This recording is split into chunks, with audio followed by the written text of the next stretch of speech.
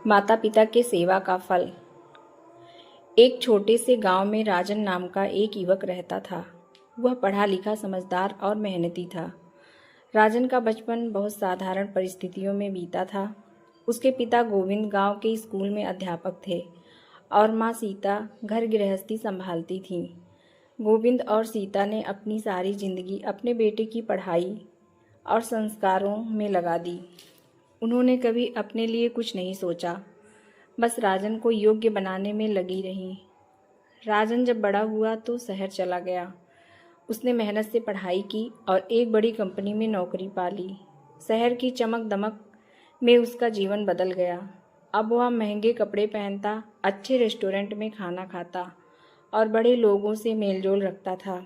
शुरू में वह हर सप्ताह माँ बाप को फ़ोन करता, गांव आता और उनके लिए सामान भेजता, लेकिन धीरे धीरे वह व्यस्त होता गया और माँ बाप से दूरी बढ़ने लगी। सीता हर दिन उसके फ़ोन का इंतज़ार करती और गोविंद जब खेत की मेड़ पर बैठते तो कहते, हमारा बेटा बड़ा आदमी बन गया है, अब वह अपने काम में बहुत व्यस्त होगा। सीता मुस्कुराने की कोशिश करती, लेकिन उसकी आंखों में हल्की नमी होती। समय बीतता गया। कुछ सालों बाद गोविंद की तबीयत बिगड़ने लगी। गांव के डॉक्टर ने कहा कि उन्हें दिल की बीमारी है और बड़े शहर में इलाज ज़रूरी है। सीता ने राजन को फ़ोन किया, बेटा तुम्हारे पापा बीमार हैं, अगर तू थोड़ा समय निकाल सके तो आ जा। राजन ने कहा, माँ अभी एक बड़ा प्रोजेक्ट चल रहा है, अगले महीने आऊँगा। माँ ने कुछ नहीं कहा, बस ठीक है बेटा कहकर फ़ोन रख दिया। एक महीने बाद जब राजन गांव पहुंचा तो पिता की हालत बहुत नाजुक थी। उन्होंने बेटे का चेहरा देखा, मुस्कुराए और कहा, बेटा हमें तुझ पर गर्व है, तू बस ईमानदारी से काम करना और माँ का ध्यान रखना। इतना कहकर गोविंद ने अपनी आखिरी सांस ली। राजन की दुनिया एक पल में बदल गई। उसने पहली बार महसूस किया कि शहर की दौलत और पद की कोई कीमत नहीं है जब अपनों का साथ ना हो।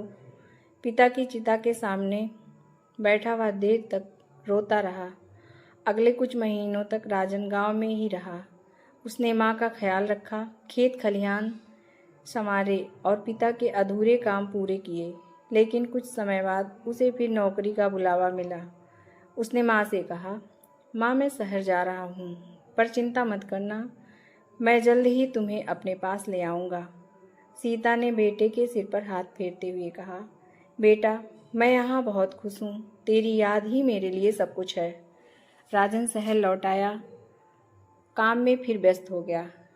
दिन महीने साल बीतते गए। अब राजन की शादी हो चुकी थी और उसकी पत्नी नेहा आधुनिक सोच वाली शहर की लड़की थी। नेहा को गांव की बातें ज़्यादा पसंद नहीं थी। जब जब माँ का फ़ोन आता राजन उसे टाल देता। माँ ठीक होंगी, बाद में बात कर लेंगे, वह कहता। एक दिन अचानक गांव से फ़ोन आया कि सीता माँ बहुत बीमार हैं। राजन ने सुना, पर काम का बहाना बनाकर जाने में देर कर दी। जब तक वह पहुंचा, माँ की चिता ठंडी हो चुकी थी। राजन ने माँ के कमरे में कदम रखा। वहाँ उनकी पुरानी साड़ी, एक टूटा चश्मा और उसकी बचपन की तस्वीर रखी थी। तस्वीर के पास एक चिट्ठी पड़ी थी, माँ की आखिरी चिट्ठी। उस पर लिखा था, बेटा तू जब छोटा था रात में डर जाता था तो मैं तुझे गोद में लेकर झुलाती थी और सुलाती थी। आज जब मैं अकेली थी तेरी आवाज़ सुनने को तरस गई, लेकिन मुझे तुझ पर गर्व है कि तू बड़ा आदमी बना।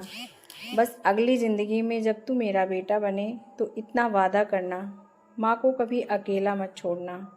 राजन उस चिट्ठी को सीने से लगा कर रो पड़ा। उसे एहसास हुआ कि जो समय माँ बाप के साथ बिताया जा सकता था वह कभी वापस नहीं आता। उस दिन से उसने ठान लिया कि वह अपने गांव के बुजुर्गों की सेवा करेगा जो अपने बच्चों से दूर अकेले रह गए हैं। कुछ महीनों बाद राजन ने शहर की नौकरी छोड़ दी और गांव में माँ बाप सेवा केंद्र नाम का एक संस्थान खोला।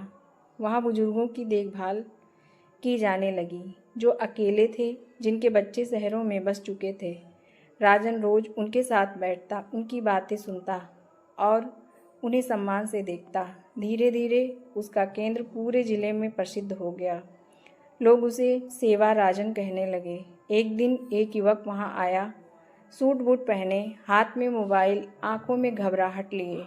उसने कहा, सर मेरी माँ अकेली रहती है, मैं चाहता हूँ कि वो कुछ समय आपके साथ रहे। राजन ने मुस्कुराकर कहा, जरूर बेटा, पर याद रखना हम माँ बाप की जगह नहीं ले सकते। जब भी समय मिले उनसे मिलने जरूर आना। वह युवक सिर झुकाकर चला गया। शायद उसे भी वही एहसास हुआ जो कभी राजन को हुआ था। राजन अब हर रात मंदिर के पास दीप जलाता और अपने माँ बाप की तस्वीर के सामने बैठकर प्रार्थना करता, भगवान मुझे इतना सामर्थ्य देना कि मैं दूसरों के माँ बाप की सेवा वैसे ही कर सकूं जैसे मैं अपने माँ बाप की करना चाहता था। उसके चेहरे पर शांति थी। उसे अब समझ आ गया था कि माँ बाप की सेवा से बढ़कर कोई पूजा नहीं और उनके आशीर्वाद से बढ़कर कोई वरदान नहीं। इस कहानी से हमें यह सीख मिलती है, जो माता पिता के प्रेम, त्याग और सेवा का मूल्य समझता है वही सच्चा सफल इंसान होता है। धन, पद और प्रतिष्ठा से बड़ी चीज़ है माँ बाप का आशीर्वाद।